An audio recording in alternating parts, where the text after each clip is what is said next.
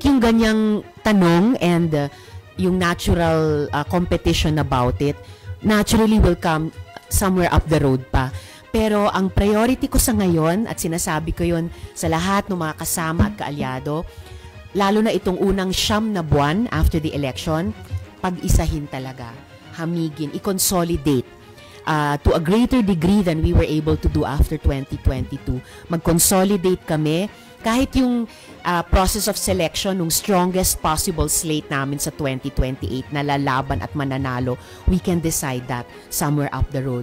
Tingin ko ang pinaka-urgent sa mga importante sa ngayon is magkaisa these 9 months.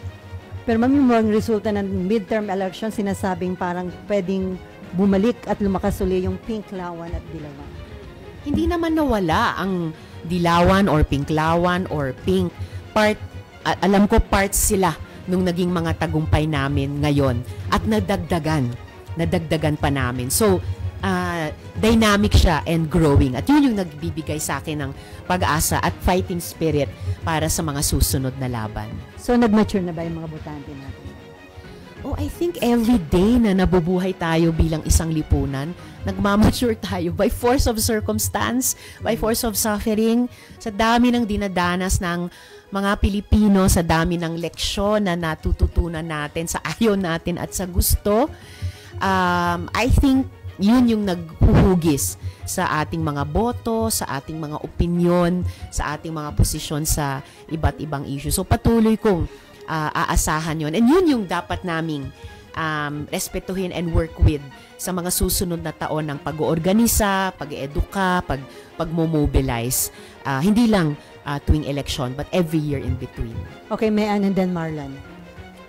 Ma'am, sorry, balikan ko yung sa minority issue. Kasi sabi nyo, parang hindi option sa inyong, gusto nyo consistent minority kayo. Pero sa pag-uusap po with Senator Bam and Senator Kiko, sila din po ba ay gusto nilang mag-minority o may chance na sila po yung gustong mag-majority?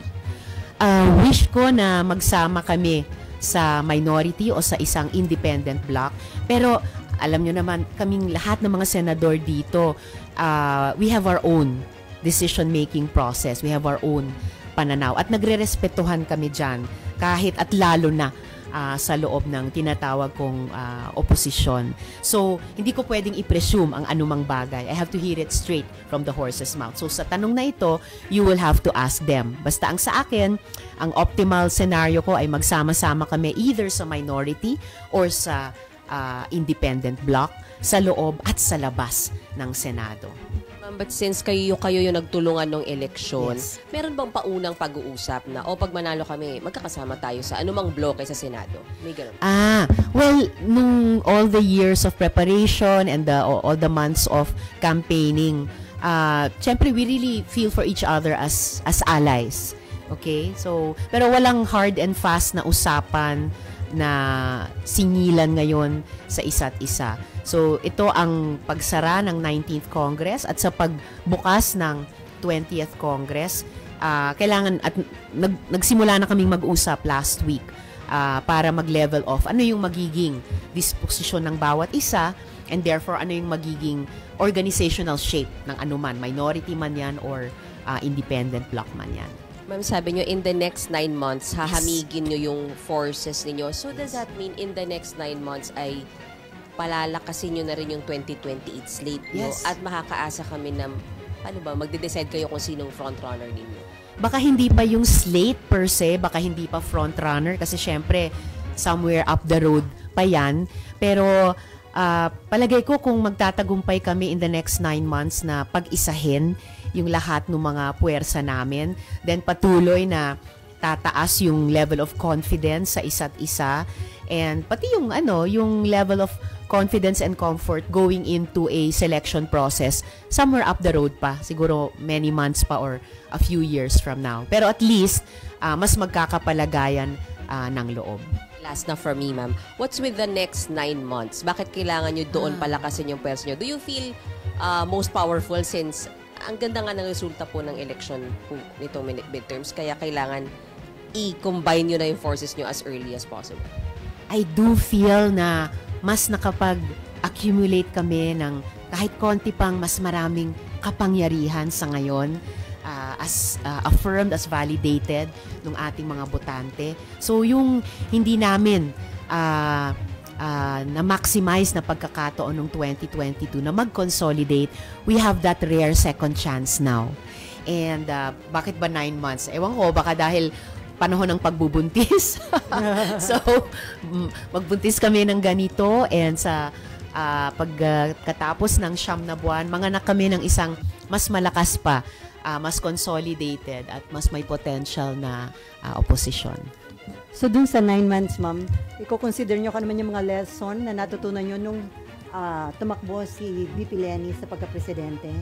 Marami ba kayong natutunan dun na lesson, yung mga anumang shortcomings o kapalpakan? Well, yung mga lessons namin nung 2022, medyo may pagka-anecdotal pa rin kasi hindi pa namin natapos yung evaluation process noon. At importanteng inputs yon. Pero mag-e-evaluation process kami dito sa performance namin sa 2025 midterm elections para mas ma-internalize namin, mas ma-institutionalize din sa institutional memory ng oposisyon sa Pilipinas, at para ma-apply namin, matutunan namin at ma-apply namin sa mga susunod na electoral contests. Sino makakasama nyo din sa gagawing assessment niyo? Well, lahat ito ay happening simultaneously, yung pag-uusap sa aming tatlo ni na Sen Kiko at Sen Bam, yung pag-reach out sa mga puwersa ng isa't isa, no? So yung mga partido namin, yung pag-reach out sa iba pang mga allies, yung pag-reach out sa mga kaalyado din sa iba't ibang mga institusyon. May sariling proseso, yung mga kasama sa House. Gusto kong makapag-reach out sa mga kaalyado namin sa mga local government units at sa iba pang mga bahagi ng gobyerno na may mga kadiwa kaming nagtagumpay din. So before Marlon, ma'am, possible na sa 20th Congress, 3 block magkaroon sa Senate, minority, majority at independent block?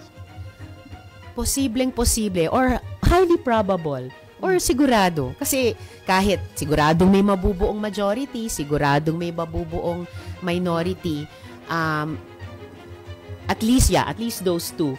So, yun sigurado. And probable, kung ibang bloke ang makakuha ng title ng minority, magi-independent. Magkakaroon talaga ng independent block. Okay, Marlon.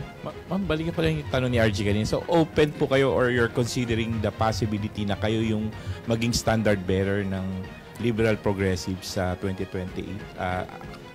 Alternative doon sa Duterte at kung sino man yung susuportahan ni Presidente Marcos?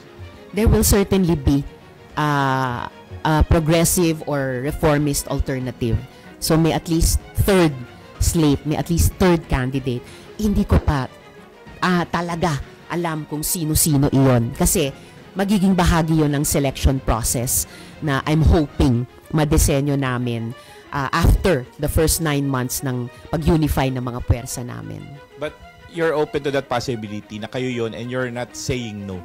I'm not saying no. I'm open to all possibilities at yun yung hinihingi ko din sa lahat na mga kasama sa opposition or independent bloc na maging bukas kami sa lahat ng possibilities at sa isa't isa, alang-alang sa opposition at alang-alang sa ating mga kababayan.